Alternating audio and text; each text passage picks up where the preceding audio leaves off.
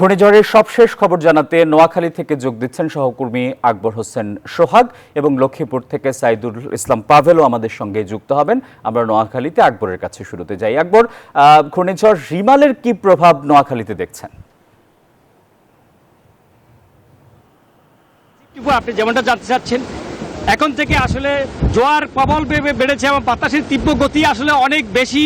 আসলে বাতাস এবং জোয়ারের কারণে এখানে আসলে আবারও মানুষের ভিতরে আতঙ্ক ছড়িয়ে পড়েছে। আসলে আপনি দেখতে পাচ্ছেন যে সাগরে উত্তাল, এখন সাগর উত্তাল, মানুষ এখন তারা নিরাপদ আশ্রয়ের জন্য চলে যাচ্ছে। এখানে যারা ব্যবসা করতেছে তারাও ব্যবসায়ীদের মধ্যে আতঙ্ক দেখা দিয়েছে এবং আশপাশের যেই বাড়িগুলো আছে তারা আসলে আতঙ্কিত হয়ে পড়ছে যে এখন যে জোয়ার শুরু হয়েছে এবং জোয়ারের ফলে এবং 5 থেকে 6 ফুট এবং 7 ফুট পানি উঠার সম্ভাবনা রয়েছে এবং অলরেডি উঠে যাচ্ছে। 1 ঘন্টা পরে আরও অনেক পানি এখানে জোয়ারের কারণে উঠে যাবে। এখন এখানে একটা মসজিদ আছে, আপনি দেখতে পাচ্ছেন যে একটা মসজিদ, ওই মসজিদটাও আসলে ডুবে যাচ্ছে।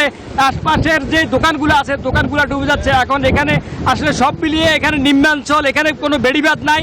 বেড়িবাঁধ না থাকার কারণে জোয়ারের পানিগুলা তীব্র আকারে প্রবেশ করছে এবং আশপাশে এছাড়া হাতিয়ার নিজুম দ্বীপের নিম্নাঞ্চল এবং বয়াতচর, নলেজচর এবং ভূমিহীন বাজার সহ বিভিন্ন স্থানে আসলে পানিগুলা প্রবেশ করছে। 6 থেকে 7 ফুট পানি এখানে প্রবেশ করছে এবং সাধারণ মানুষের ভিতরে আসলে আবার আতঙ্ক চলেছে। এখনও আতঙ্ক কাটেনি। 4 মাস গতকালকে চেয়ে আসলে এখানে তীব্র আকার ধারণ করছে জোয়ারের।